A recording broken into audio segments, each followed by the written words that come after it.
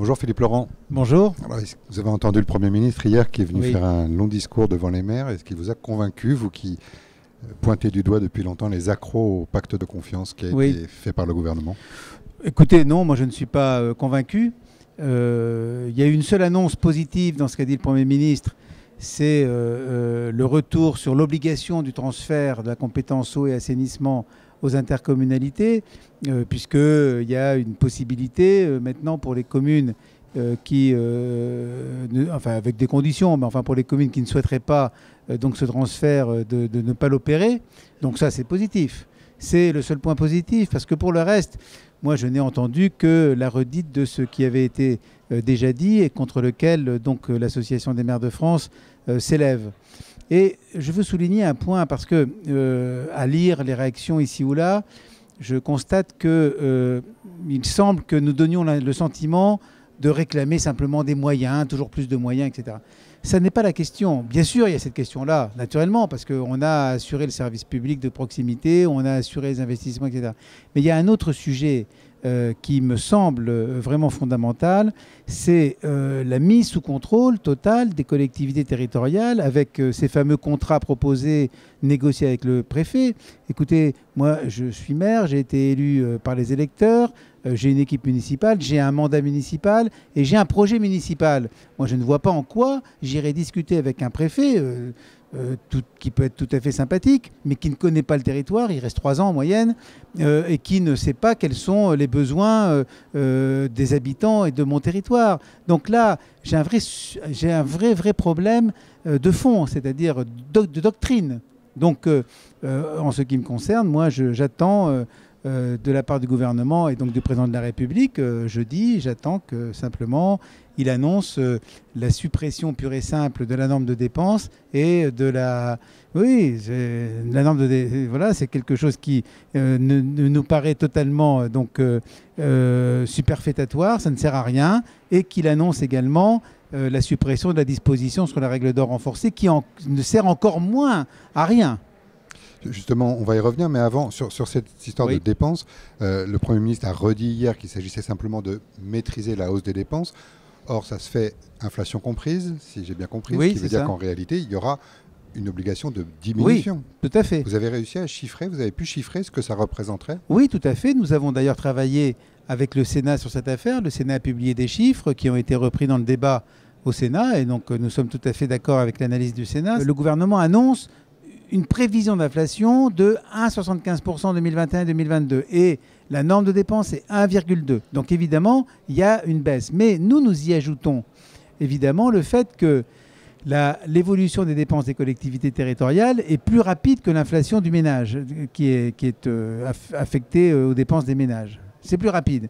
Nous avons fait la démonstration. Nous calculons depuis maintenant presque 20 ans un indice des prix du maire, enfin des communes, à dépenses du panier du maire. Je note que depuis 20 ans, cet indice n'a jamais été contesté par personne, ni par l'INSEE, ni par Bercy, par personne. Et que cet indice est en moyenne 0,5 points supérieur à l'indice des prix donc généralement connu. Donc il faut y ajouter cet indice supplémentaire. Et puis j'ajoute en plus, si on veut aller encore plus loin, mais même ça je ne le prends pas en compte, mais si on veut aller plus loin, c'est que les collectivités territoriales gèrent un service public de proximité en direction des gens et que leurs dépenses sont forcément corrélées à la population. Plus la population augmente, plus les dépenses sont importantes. Or, la population française augmente. C'est d'ailleurs une chance pour la France. Mais la population française augmente régulièrement de 0,3 à 0,5% par an. Et il faudrait donc tenir compte de cela aussi. Si on additionne tout ça, ce n'est pas 13 milliards, c'est plus de 20 milliards.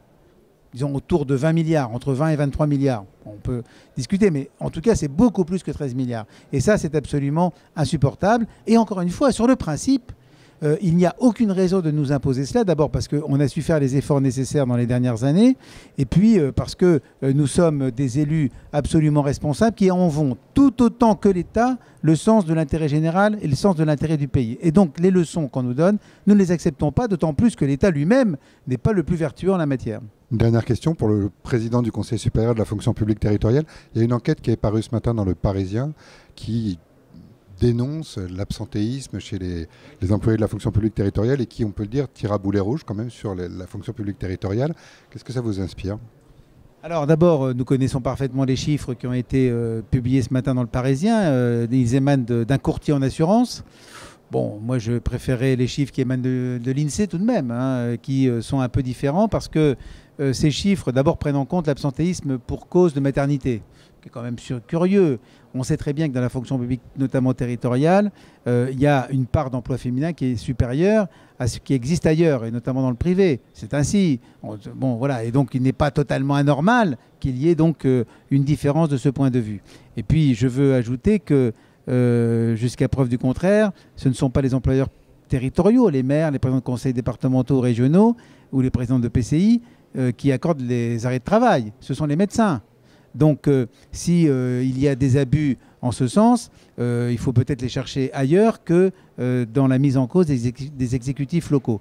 En tout état de cause, je crois qu'il y a, pour lutter contre cet absentéisme, d'abord beaucoup de travail à faire en matière de prévention, parce que cet absentéisme, il est le plus souvent tout de même justifié.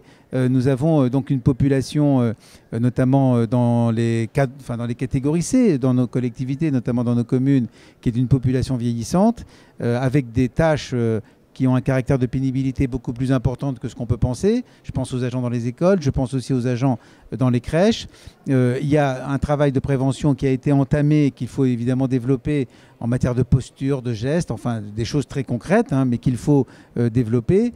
Il y a aussi, il ne faut pas s'en cacher, une inquiétude chez les agents territoriaux, parce que lorsqu'on vous répète à longueur de temps, à longueur d'antenne et de presse qu'il y a trop de fonctionnaires, etc., et que vous êtes donc rémunéré à 1 300 €, qu'on vous dit que vous coûtez trop cher et tout, à un moment donné, ça finit par causer quand même un certain stress, et on ne peut pas s'étonner derrière que les gens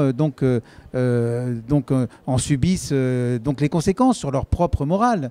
Donc je trouve que le pays ne se comporte pas bien avec ces agents publics. Là aussi, je veux insister, puisque je veux parler à mes collègues, notamment maires, hein, je leur dis, vous êtes employeur territorial, vous avez aussi une responsabilité dans ce domaine, il faut vous investir encore davantage à côté de vos équipes administratives, hein, dans le management des ressources humaines de votre collectivité. Merci, Monsieur Laurent. Merci.